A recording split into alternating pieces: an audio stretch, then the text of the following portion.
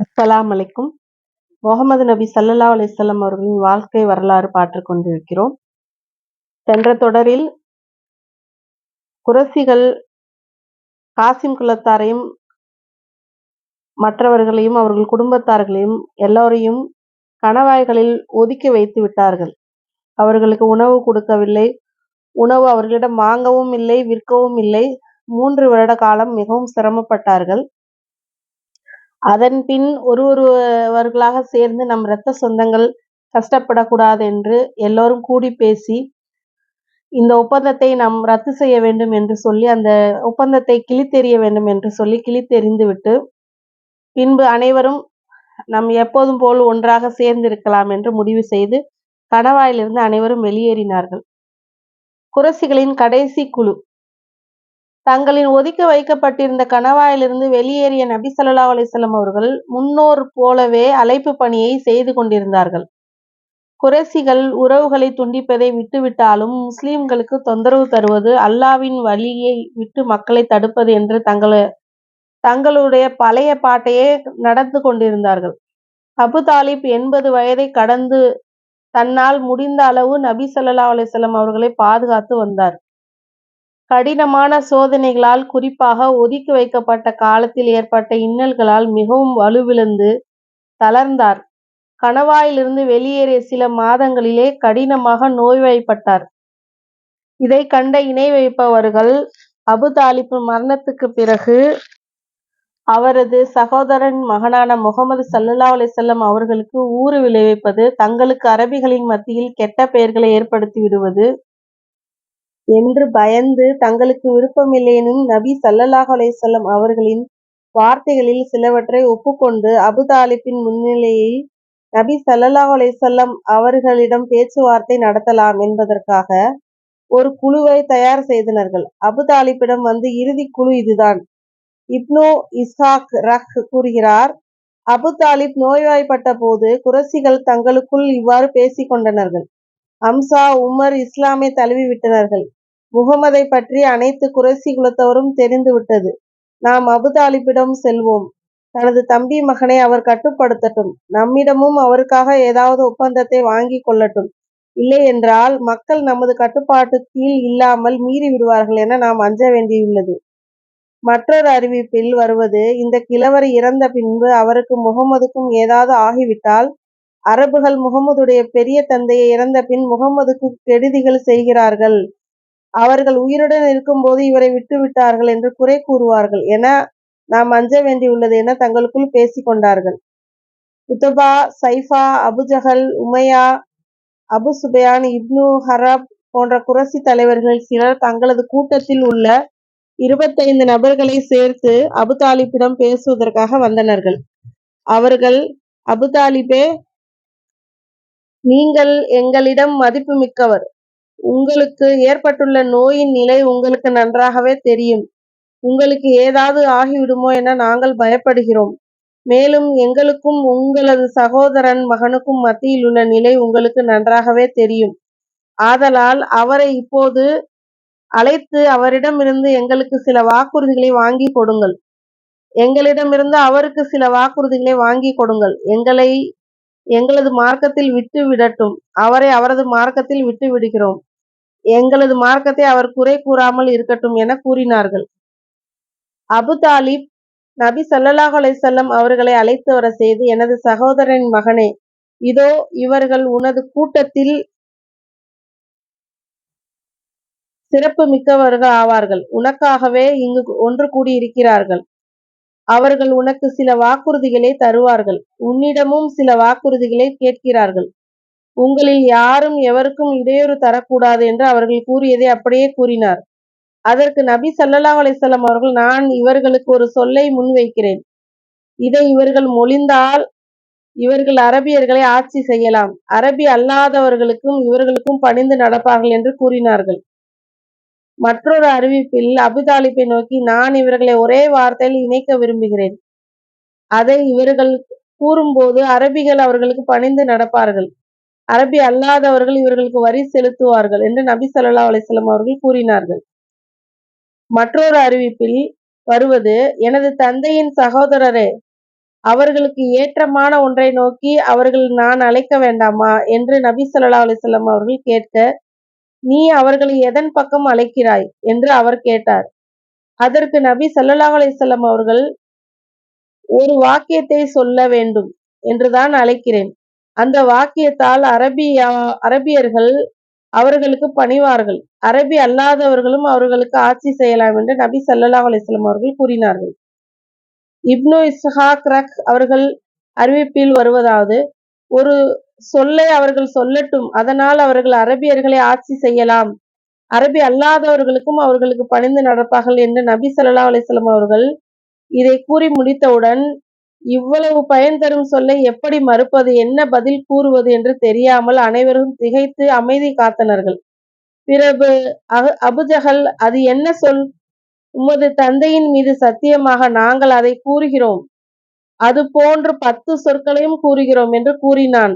அப்போது நபி ஸல்லல்லாஹு அலைஹி வஸல்லம் அவர்கள், லா இலாஹ இல்லல்லாஹு என்று அல்லாஹ்வைத் தவிர நீங்கள் வணங்கும் அனைத்தையும் விட்டுவிட்டு விலகிவிட வேண்டும் என்று கூறினார்கள். உடனே அவர்கள் தங்கள் கைகளை தட்டிக் கொண்டு, முகம்மதே, என்ன கடவுள்களை எல்லாம் ஒரே கடவுளாக ஆக்க பார்க்கிறாயா? உனது பேச்சு மிகவும் ஆச்சரியமாக இருக்கின்றதே என்றார்கள். பிறகு அவர்கள் சிலரிடம் அல்லாஹ்வின் மீது சத்தியமாக, நிச்சய வாக்குறுதிகளில் நீங்கள் விரும்பும் எதையும் இவர் உங்களுக்கு கொடுக்க மாட்டார். நீங்கள் எழுந்து செல்லுங்கள். அல்லாஹ் உங்களுக்கு அவருக்கு மத்தியில் தீர்ப்பு அளிக்கும் வரை உங்களது மூதாதையரின் மார்க்கத்திலே நிலைத்திருங்கள் என்று கூறினார்கள். அதற்கு பின் அனைவரும் பிரிந்து சென்று விட்டனர்கள். இவர்கள் விஷயத்தில்தான் அந்த வசனங்கள் அருளப்பட்டன. நல்லுபதேசங்கள் நிறைந்த இந்த குர்ஆனின் மீது சத்தியமாக, இது நம்மால் தான் அருளப்பட்டது. இதனை நிராகரிப்பவர்கள் பெரும் குரோதத்திலும் விரோதத்திலும் மூழ்கியிருக்கின்றனர்கள். இவர்களுக்கு முன்னர் இவ்வாறு இருந்த எத்தனையோ வகுப்பாரரை நாம் அழித்திருக்கின்றோம்.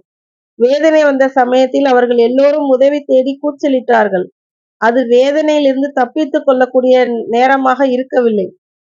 அவர்களுக்கு அச்சமுட்டி எச்சரிக்கக்கூடிய ஒரு தூதர் ஆகிய நீங்கள் அவர்களிடம் வந்ததைப் பற்றி அவர்கள் ஆச்சரியப்பட்டு, இவர் மிக பொய் சொல்லும் சூனியக்காரர்தான் என்று உங்களைப் பற்றி அந்த நிராகரிப்பவர்கள் கூறுகின்றார்கள். என்ன, இவர் நம் தெய்வங்களை எல்லாம் அனைத்தையும் பொய்யெனக் கூறி வணக்கத்துக்குரியவன் ஒரே இறைவன்தான் என்று ஆக்கிவிட்டாரா? மெய்யாகவே இது ஒரு ஆச்சரியமான விஷயம்தான் என்று கூறி, அவர்களிலுள்ள தலைவர்கள் மற்றவர்களை நோக்கி, இவரை விட்டுவிட்டு நீங்கள் சென்று விடுங்கள். உங்கள் தெய்வங்களை ஆராதனை செய்வதில் நீங்கள் உறுதியாக இருங்கள். உங்கள் தெய்வங்களை கைவிடும்படி கூறும் இவ்விஷயத்தில் ஏதோ சுயநலம்தான் கருதப்படுகின்றன என்று கூறிக்கொண்டே சென்று விட்டார்கள். முன்னில் உள்ள வகுப்பிலும் இத்தனை நாம் கேள்விப்பட்டதில்லை. இது இவரால் புனையப்பட்டதே அன்றி வேறில்லை என்றும், நம்மை விட்டு இவருக்கு மட்டும்தானா வேத உபதேசம் இறக்கப்பட்டு விட்டது என்று கூறினார்கள். அல் குர்ஆன் 38வது சூரா 1வது வசனம் 1-8 வரை உள்ள வசனத்தில், திர்மிதி, இப்னு ஜாஹிர், முனாஃப் ஆகிய நூல்களில் இருக்கிறது. துயர ஆண்டு அபு தாலிபின் மரணம். அபு தாலிப் நோய் அதிகமாகி நபித்துவத்தின் 10வது வருடம் ரஜப் மாதத்தில் கணவாயிலிருந்து வெளியேறிய சரியாய் 6 மாதத்துக்கு பின் மரணம் எய்தினார். சிலர் ரமலான் மாதத்தில் அன்னை ஹதீஜாவின் மரணத்துக்கு 3 நாட்களுக்கு முன்னர் மரணமானார் என்று கூறுகிறார்கள். அபு தாலிபுக்கு மரணம் சமீபமானது போது நபி ஸல்லல்லாஹு அலைஹி வஸல்லம் அவர்களிடம் சென்றார்கள். அப்போது அங்கு அபூஜஹலும் இருந்தான். அபு தாலிபிடம் நபி ஸல்லல்லாஹு அலைஹி வஸல்லம் அவர்கள், எனது தந்தையின் சகோதரரே, நீங்கள் லா இலாஹ இல்லல்லாஹ் என்று கூறுங்கள். நான் அல்லாஹ்விடத்தில் இவ்வார்த்தையின் பொருட்டால் உங்களுக்காக வாதிடுவேன் என்று கூறினார்கள். ஆனால் அங்கிருந்த அபூஜஹல், அப்துல்லாஹ் இப்னு அபு உமையா, அபு தாலிபே, அப்துல்லா முத்தலிபின் மார்க்கத்தையா நீர் புறக்கணிக்கப் போகிறீர்கள் என்று தொடர்ந்து அவரிடம் இதையே கூறிக்கொண்டிருந்தனர்கள். இறுதியில் அபு தாலிப், நான் அப்துல் முத்தலிபின் மார்க்கத்தில்தான் இருக்கிறேன் என்று கூறிவிட்டார். அப்போது நபி ஸல்லல்லாஹு அலைஹி வஸல்லம் அவர்கள், எனக்கு தடை வராமல் இருக்கும் வரை அல்லாஹ்விடம் உங்களுக்காக பாவ மன்னிப்பு கோருவேன் என்று கூறினார்கள். ஆனால் இணை வைத்த வணங்குபவர்களுக்காக மன்னிப்பு கோருவது நபிக்கோ நம்பிக்கையாளர்களுக்கோ தகுமானதல்ல. அவர்கள் இவர்களுக்கு நெருங்கிய உறவினர்களாக இருந்தாலுமே சரியே, அவர்கள் நிச்சயமாக நரகவாசிகள்தான் என்று இவர்களுக்கு தெளிவானதன் பின்னர் இவ்வாறு அவர்களை மன்னிப்பு கோரலாம். அல் குர்ஆன் 9வது சூரா 113வது வசனம்.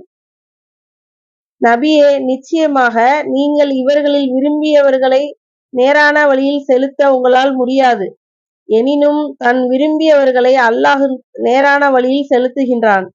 நேரான வழியில் செல்ல தகுதியுடையவர்கள் யார் என்பதை அவனே நன்கறிவான். அல் குர்ஆன் 28வது சூரா 56வது வசனம். சாஹுல் புகாரி என்ற இந்த இரு வசனங்களை அல்லாஹ் இறக்கி இணை வைப்பவர்களுக்காக பாவ மன்னிப்பு கோருவதை தடை செய்து விட்டான். சாஹுல் புகாரி. நபி ஸல்லல்லாஹு அலைஹி வஸல்லம் அவர்களுக்கு அபு தாலிப் கொடுத்து வந்த பாதுகாப்பு மற்றும் உதவியை பற்றி நாம் சொல்லி தெரிய வேண்டிய அவசியமில்லை.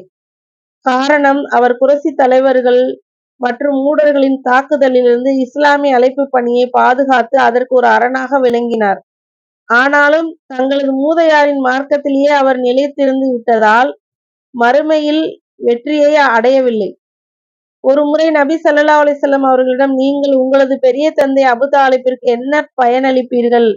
அவர் உங்களை பாதுகாத்தார், உங்களுக்காக கோபம் கொண்டார் என்று அப்பாஸ் ரலியல்லாஹு கேட்டபோது, அவர் நரகத்தின் குறைந்த ஆழமுள்ள பகுதியில் இருப்பார், நான் இல்லை என்றால் நரகத்தின் அடித்தளத்தில் சென்றிருப்பார் என்று நபி ஸல்லல்லாஹு அலைஹி வஸல்லம் அவர்கள் கூறினார்கள். சாஹிஹ் புகாரி. நபி ஸல்லல்லாஹு அலைஹி வஸல்லம் அவர்கள் கூற நான் கேட்டதாக அபு ஈது அல் ஹுத் ரலியல்லாஹு அறிவிப்பதாவது, நபி ஸல்லல்லாஹு அலைஹி வஸல்லம் அவர்களிடம் அவர்களது பெரிய தந்தை அபு தாலிபை பற்றி பேசப்பட்ட போது, மறுமையில் அவருக்கு எனது சிபாரிசு பயனளிக்கலாம், ஆனால் அவரது கரண்டைக்கால் வரையிலுள்ள நெருப்பின் ஆழத்தில் அவர் வைக்கப்படுவார் என்று கூறினார்கள். சாஹுல் புகாரி. துணைவி கதீஜா மரணம். அபு தாலிபின் மரணத்துக்கு 2 மாதங்களுக்கு பின் துணைவி கதீஜா ரலியல்லாஹு மரணமானார்கள். இவர்களது மரணம் நபித்துவத்தின் 10ஆம் ஆண்டு ரமலான் மாதத்தில் அவர்களில் 65வது வயதில் நிகழ்ந்தது. அப்போது நபி ஸல்லல்லாஹு அலைஹி வஸல்லம் அவர்களுக்கு வயது 50. அபு தாலிபின் மரணத்துக்கு 3 நாட்களுக்கு பின் கதீஜா ரலியல்லாஹு மரணமானார்கள் என்று சிலர் கூறுகிறார்கள். நபி ஸல்லல்லாஹு அலைஹி வஸல்லம் அவர்களுக்கு அல்லாஹ்வின் மிகப்பெரிய அருளாக கதீஜா ரலியல்லாஹு விளங்கினார்கள். நபி ஸல்லல்லாஹு அலைஹி வஸல்லம் அவர்களுடன் 1/4 நூற்றாண்டு காலம் வாழ்ந்த நமது அன்னை கதீஜா ரலியல்லாஹு நபி அவர்களின் துக்க நேரத்தில் அவர்களுக்கு ஆறுதலாக, சிரமமான நேரத்தில் உறுதுணையாக இருந்து அவர்களின் தூதுவத்தை எடுத்து கூறுவதற்கு பல வகையில் தியாகம் செய்தார்கள். மேலும் அறப்போரின் கஷ்டங்களில் பங்கெடுத்து தனது உயிராலும் பொருளாலும் உதவி ஒத்தாசை செய்தார்கள். நபி ஸல்லல்லாஹு அலைஹி வஸல்லம் அவர்கள் கூறுவார்கள், மக்கள் என்னை நிராகரித்த போது கதீஜா என்னை நம்பினார். மக்கள் என்னை பொய்ப்பித்த போது அவர் என்னை உண்மைப்படுத்தினார். மக்கள் என்னை ஒதுக்கிய போது அவர் என்னை தனது பொருட்களில் சேர்த்து கொண்டார். அல்லாஹ் அவர் மூலமாகத்தான் எனக்கு குழந்தைகளை கொடுத்தான். அவர் அல்லாத மற்ற மனைவிகள் மூலம் குழந்தைகள் இல்லாமல் செய்து விட்டான். அபு ஹுரைரா ரலியல்லாஹு அறிவிப்பதாவது, ஒரு முறை நபி ஸல்லல்லாஹு அலைஹி வஸல்லம் அவர்கள் வானவர்கள் ஜிப்ரீல் வந்தார். அல்லாஹ்வின் தூதரே, இதோ கதீஜா தம்முடன் ஒரு பாத்திரத்தில் உணவு எடுத்துக்கொண்டு உங்களை நோக்கி வந்து கொண்டிருக்கிறார். அவர் உங்களிடம் வந்தவுடன் அவருக்கு அவருடைய இறைவனின் தரப்பிலிருந்தும் என் தரப்பிலிருந்தும் சலாம் கூறி சொர்க்கத்தில் கூச்சல் குழப்பமோ களைப்போ காண முடியாத முத்து மாளிகை ஒன்று அவருக்கு கிடைக்க இருப்பதாக நற்செய்தி சொல்லுங்கள் என்று சொன்னார்கள். சாஹுல் புகாரி. அடுக்கடுக்கான துயரங்கள். சில நாட்களுக்குள் துக்கம் தரும் இவ்விரு நிகழ்ச்சிகளும் நடந்து முடிந்தன. நபி ஸல்லல்லாஹு அலைஹி வஸல்லம் அவர்களின் உள்ளம் வேதனையால் துடித்தது. தொடர்ந்து சமுதாயத்தவர்களும் துன்பத்தை தந்தனர்கள். அபு தாலிபின் மரணத்துக்கு பின் நபி ஸல்லல்லாஹு அலைஹி வஸல்லம் அவர்களுக்கு துயரத்துக்கு மேல் துயரம் அதிகரித்தது.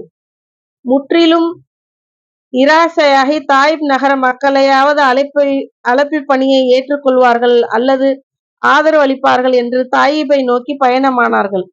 ஆனால் அங்கு அவர்களுக்கு ஆதரவு அளிப்பவர்களோ உதவி செய்வர்களோ இல்லை. மாறாக அம்மக்கள் நபி ஸல்லல்லாஹு அலைஹி வஸல்லம் அவர்களின் கூட்டத்தார் கொடுக்காத நோவினைகளை அவர்களுக்கு கொடுத்தனர்கள். கல்லஞ்சு கொண்ட அம்மக்கள் நபி அவர்களை அடித்து துன்புறுத்தினார்கள். மக்காவாசிகள் நபி ஸல்லல்லாஹு அலைஹி வஸல்லம் அவர்களை கொடுமைப்படுத்தியது போன்றே அவர்களது தோழர்களையும் கொடுமைப்படுத்தினார்கள். நபி ஸல்லல்லாஹு அலைஹி வஸல்லம் அவர்களின் நெருக்கமான தோழரான அபூபக்கருக்கும் இக்கொடுமைகள் நிகழ்ந்தன. இதனால் அவரும் மக்காவை விட்டு ஹாபஸாவிற்கு செல்ல வேண்டுமென முடிவு செய்தார். மக்காவை விட்டு வெளியேறிய பர்குல் ஹிமாத் என்ற இடத்தை அடைந்தபோது அவரை இப்னு துக்குன்னா என்பவர் சந்தித்து தனது பாதுகாப்பில் மீண்டும் அவரை மக்காவிற்கு அழைத்து வந்தார். சாஹில் புகாரி. இப்னு இஸ்ஹாக் கூறுகிறார்கள், அபு தாலிபின் மரணத்துக்குப் பிறகு அவன் வாழ்நாளில் கொடுக்க முடியாத வேதனைகளை குறைஷிகள் நபி ஸல்லல்லாஹு அலைஹி வஸல்லம் அவர்களுக்கு கொடுத்து வந்தனர்கள்.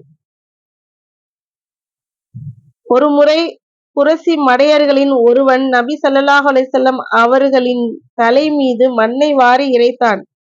வீட்டுக்குள் நுழைந்த நபி அவர்களின் தலை மீது மண் இருப்பதைக் கண்ட அவர்களின் மகளான ஒருவர் அழுதவராக அதனை அகற்றினார்கள். தனது அருமை மகளே, அழாதே, நிச்சயமாக அல்லாஹ் உனது தந்தையை பாதுகாப்பான். அபு தாலிப் மரணிக்கும் வரை நான் அதிகம் வெறுக்கும் ஒன்றை குறைஷிகள் எனக்கு செய்ததில்லை என்று நபி ஸல்லல்லாஹு அலைஹி வஸல்லம் அவர்கள் கூறினார்கள். இவ்வாறு இந்த ஆண்டின் துயரங்கள் தொடர்ந்து கொண்டே இருந்தன. வரலாற்றில் ஆமுல் ஜுன் துயர ஆண்டு என்று இந்த ஆண்டை குறிப்பிடப்பட்டுள்ளது. இன்ஷா அல்லாஹ் அடுத்த தொடர்களில் மற்றவையை பார்க்கலாம்.